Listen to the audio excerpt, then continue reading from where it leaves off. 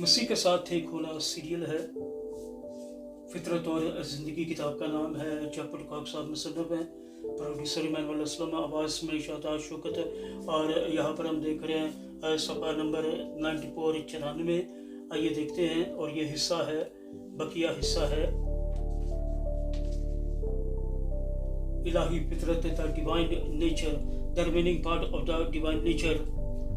चलिए आगे बढ़ते हैं। सफ़ा नंबर 94 अगेन 94 अगेन। चुनाचे जब हम यीशु में शरीक होते हैं और अपने अंदर उसकी कायम शुदा फितरत रखते हैं तो हम मुख्तलिफ पहलुओं का तजर्बा करने लगते हैं। और जब हम उसका ज़्यादा गोश्त खाते हैं तो हम उसके किरदार, मोहब्बत, इत्मीनान, खुशी, तहम्मुल, नूर, नेकी, कुव्वत, मसरत, जज्बा, शौक, वफादारी, पाकीज़गी, कद्दूसियत, मेहरबानी, हिकमत वगैरह ज़्यादा काबिज़ हो जाते हैं, यानी उन पर ज़्यादा हक जताते हैं। इस लिहाज से हम वो हैं जो हम खाते हैं।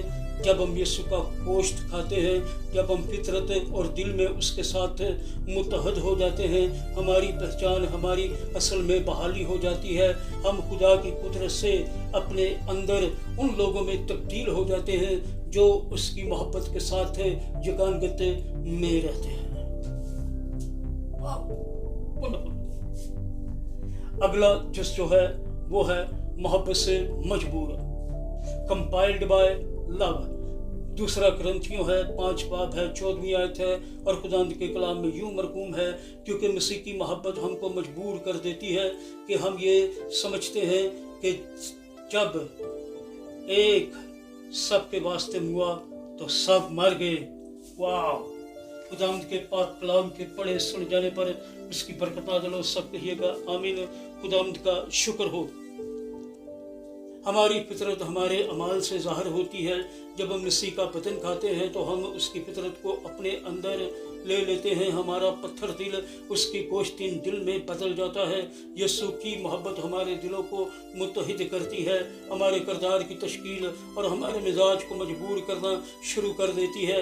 फिर बजाय इसके कि हमारी गुनहगार फितरत हमारी रहनुमाई करे, उसकी मोहब्बत भरी फितरत जो हमारे अंदर होगी वो हमारे अमाल पर जोर देगी। मोहब्बत के साथ बोलने और अमल करने की फितरत हमारी रहनुमाई करेगी। आमीन। मसीह के साथ एक होना सीरियल है। फितरत और ज़िंदगी किताब का नाम है। जफर काक मुसन्निफ है, प्रोड्यूसर इमानुअल असलम, आवाज़ में शाहताज शौकत। ये सफ़ा नंबर 94 है 94।